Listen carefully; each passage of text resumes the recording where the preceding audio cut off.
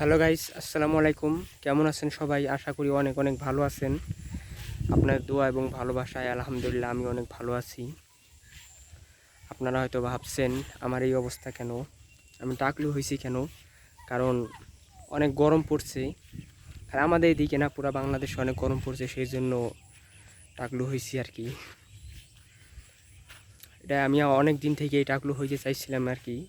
গত বছরই আমি মাথা চুল কাটতে চাইছিলাম, কিন্তু হয়নি, কিন্তু এবার কাটছি আর কি। তো আজকে প্রচণ্ড গরম, এমন গরম ঠিকমতো খাইতেও পারি না, ঘরে থাকতেও পারি না। আলহামদুলিল্লাহ এখনকার আবহাওয়াটা অনেক সুন্দর, আবহাওয়াটা সেই অনেক ভালো লাগতেছে। আপনাদের যদি একটু দেখাই, অনেক বাতাস বইতেছে, আপনারা একটু দেখেন।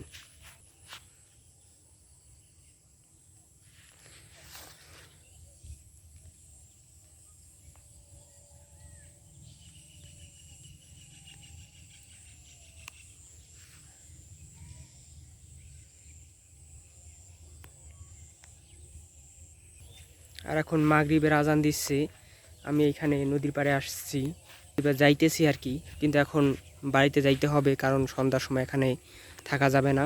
তো আমরা এখান থেকেই ব্যাক নেব, বাড়ির উদ্দেশ্যে রওনা দিব।